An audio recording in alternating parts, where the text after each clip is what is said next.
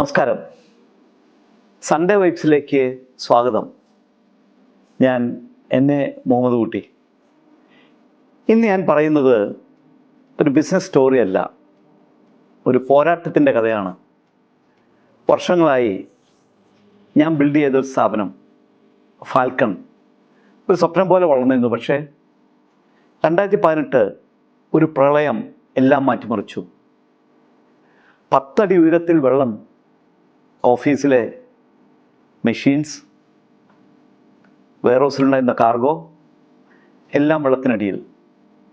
35 കോടിയോളം രൂപയുടെ കാർഗോ നഷ്ടം. 150 ആളുകൾ ജോലി ചെയ്തിരുന്ന സ്ഥാപനം 8 മാസം പൂട്ടിയിടേണ്ടി വന്നു. അതൊരു ഫിനാൻഷ്യൽ ലോസ് മാത്രമായിരുന്നില്ല, അത് ഒരു ജീവിതത്തിൻ്റെ പരീക്ഷണമായിരുന്നു. ആ ദിവസങ്ങളിൽ ഒരു തീരുമാനമെടുക്കേണ്ടി വന്നു.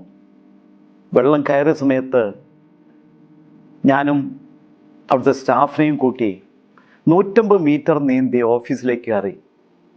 ഡോക്യുമെൻറ്റ്സ് രക്ഷിക്കാൻ ജീവൻ പോലും പണയം വെച്ചു.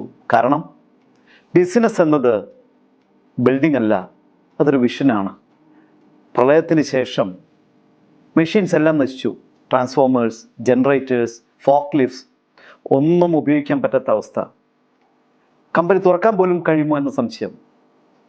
ജീവനക്കാരെ പോലും നഷ്ടപരിഹാരം നൽകി വിടേണ്ടി വന്നു. കാരണം 8 മാസത്തോളം പൂട്ടിയിടേണ്ട ഒരവസ്ഥയിൽ 1,80,00,000 രൂപ ശമ്പളത്തിനായി മാത്രം.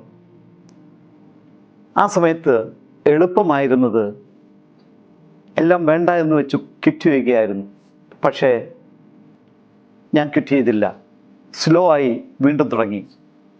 ഫ്യൂൽ സ്റ്റേഷൻ, വെയ്ബ്രിഡ്ജ്, ഓപ്പറേഷൻസ് എല്ലാം സ്റ്റെപ്പ് ബൈ സ്റ്റെപ്പായി വീണ്ടും 8 മാസത്തിന് ശേഷം കമ്പനി വീണ്ടും പ്രവർത്തിച്ചു.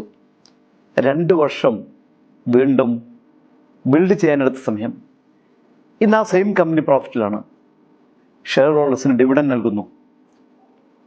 ഒരു കോർ ലെസൺ എന്നത് നിങ്ങൾ ഓർക്കണം. സാഹചര്യം നിങ്ങളെ തകർക്കാം, പക്ഷേ നിങ്ങൾ തന്നെ തീരുമാനിക്കണം നിങ്ങൾ ഉയരണമോ ഇല്ലയോ എന്ന്. ബിസിനസ് നഷ്ടപ്പെടാം, പക്ഷേ മൈൻഡ് സെറ്റ് നഷ്ടപ്പെട്ടാൽ അതാണ് റിയൽ ഫെയിലിയർ.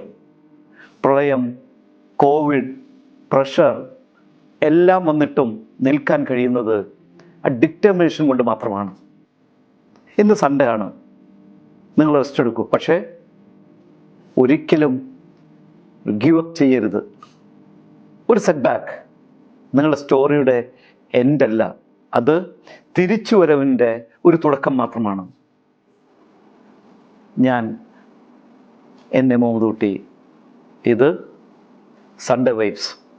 പ്രളയത്തിന് മീതെ ഞാൻ ഉയർന്നതുപോലെ നിങ്ങളും ഉയരും.